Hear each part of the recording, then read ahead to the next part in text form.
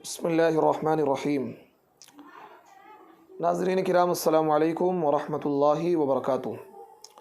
उम्मीद करता हूँ कि आप सभी हज़रात बख़ैर व आफ़ियत होंगे और अल्लाह से दुआ गो भी हूँ कि अल्लाह ताला तमाम नाज़रीन और तमाम सामिईन को बख़ैर व आफ़ियत रखे।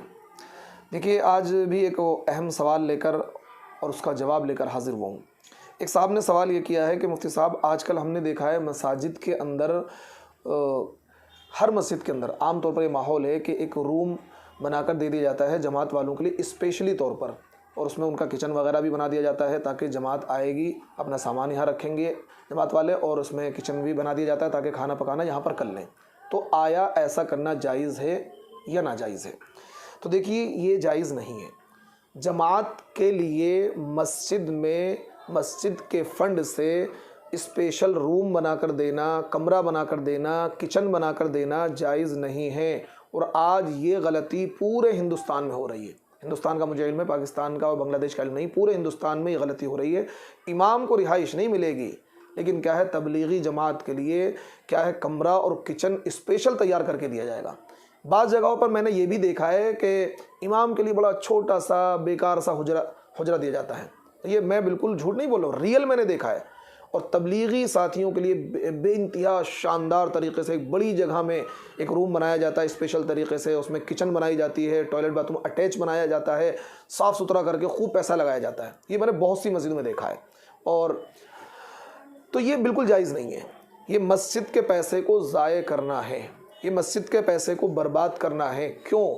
इसलिए कि तबलीगी जमात का काम ये मसालिह मस्जिद में से नहीं है, ज़रूरियात मस्जिद में से नहीं है। देखिए, मस्जिद के दो हिस्से होते हैं, एक दाखिल मस्जिद, एक खारिज मस्जिद। खारिज मस्जिद में कोई कुछ हिस्सा खारिज रखा जाता है, वो मसालिह मस्जिद और ज़रूरियात मस्जिद के इस्तेमाल में आता है। उसमें वज़ू खाना, टॉयलेट, बाथरूम, इमाम की रिहाइश, मौज़िन की रिहाइश, ज़ीना वगैरह उस पे से निकाला जाता है, खारिज मस्जिद हिस्सा रखा जाता है। तो खारिज मस्जिद में वज़ू खाना, टॉयलेट, बाथरूम, इमाम की, मौज़िन की रिहाइश की जा सकती है, क्योंकि ये सारी चीज़ें मसालिह मस्जिद में दाखिल हैं और ज़रूरियात मस्जिद में दाखिल हैं। टॉयलेट मस्जिद की ज़रूरत है, बाथरूम ये मस्जिद की ज़रूरत है, नमाजियों की ज़रूरत, और इसी तरीके से वज़ू खाना ये मस्जिद की ज़रूरत है, इमाम ये मस्जिद की ज़रूरत है, मौज़िन ये मस्जिद की ज़रूरत है। तो वो काम कर सकते हैं मस्जिद में जो मस्जिद की ज़रूरत हो या मसालिह मस्जिद के लिए हो, मस्जिद की उससे मसलहत वाबस्ता हो, उससे मस्जिद का फ़ायदा हो। लेकिन तबलीगी जमात, ज़रूरियात तबलीगी जमात का के लिए स्पेशल किचन बनाकर देना, कमरा बनाकर देना, ना तो मसालिह मस्जिद में है ना ज़रूरियात मस्जिद में से है। ये तो मैंने राय पेश कर दी। अब देखिए, दारुल उलूम देवबंद का फ़तवा आपको पढ़कर सुनाता हूँ। दारुल उलूम देवबंद से यही सवाल किया गया, उसका जवाब सुन लीजिए। तबलीगी जमात, देखिए फ़तवा 1417 का फ़तवा है, फ़तवा नंबर है B11/1434 U/1077, ये फ़तवा नंबर है। तबलीगी जमात मसालिह मस्जिद में दाखिल नहीं, इसलिए मस्जिद की जगह में मस्जिद के पैसों से जमात का सामान रखने के लिए और खाना पकाने के लिए तबलीगी जमात वालों के वास्ते कमरा बनाना जायज़ नहीं है।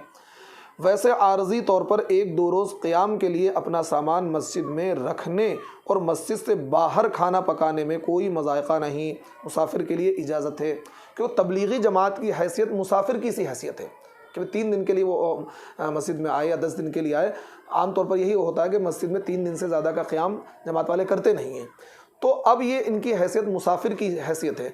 तो जिस तरीके से आर्जी तौर पर कोई कमरा दे दिया कि भाई यहाँ आप सामान रख लें, और जब वो जमात चलेगी उसको क्या है, इमाम उसकी चाबी इमाम के या कमेटी के हैंड ओवर हो जाए।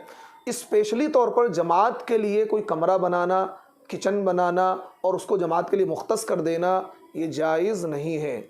तो मैं तमाम मुतवल्लियान, ट्रस्टियान और मसाजिद के ज़िम्मेदारों से ये अपील करता हूँ, दरख्वास्त करता हूँ, खुदारा इस नाजायज़ काम से बचें।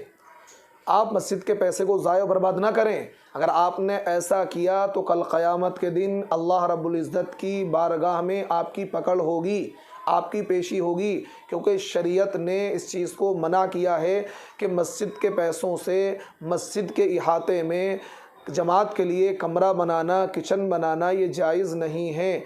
तो तमाम मुतवल्लियान, तमाम ट्रस्टियान, तमाम मसाजिद के सुदूर ज़िम्मेदारान से मेरी दरख्वास्त है, शरीयत के इस मसले पर अमल करें, स्पेशली उनके लिए कोई रूम बनाकर ना दें। हाँ, जमात आ जाए देखिए मैं बार बार इस बात को कहता हूँ, लेकिन फिर भी क्या है, बहुत लोग बड़े उल्टे सीधे कमेंट्स करते हैं, वो उनका अपना ज़र्फ़ है, कोई बात नहीं, आप करते रहिए। मैं तो आपकी हिदायत की दुआ करूँगा, अल्लाह ताला आपको भी हिदायत दे और दीन की सही समझ दे। मैंने अभी तक किसी तकरीर में ये नहीं कहा कि जमात में जाना नाजायज़ है या जमात का काम बंद करो या जमात का काम गलत है। जो मुनकर है उन पर मैं नकीर कर रहा हूँ, कर रहा था, कर रहा हूँ, करता रहूँगा। जो गलत बातें शामिल हो गई उनको मैं बयान करता रहूँगा। लेकिन फिर भी इसके बावजूद लोग जमात का मुखालिफ समझते हैं। सबसे बड़ी कमी तबलीगी अहबाब के अंदर यही है, और उनके इस्लाह ना होने की वजह यह भी है कि वो उलमा को अपना मुखालिफ समझते हैं, जब भी उलमा उनके मुनकर पर नकीर करते हैं। इसी वजह से इनकी इस्लाह नहीं हो रही है। अल्लाह इनको हिदायत दे।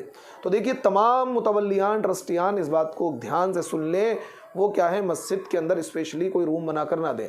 जमात आ जाए तो क्या है, आर्जी तौर पर कोई रूम बता दें, भाई यहाँ आप सामान रख लें, और 2 दिन 3 रोज़ जब तक वो क़याम करें, और खाना पकाने के लिए मस्जिद के खारिज में कोई जगह उनको बता दी जाए। मस्जिद दाखिल में नहीं, खारिज में जो हिस्सा हो वहाँ अपना खाना वगैरह बना लें, और फिर जब वो चले जाएं वो कमरा मस्जिद वाले अपने हैंड ओवर ले लें।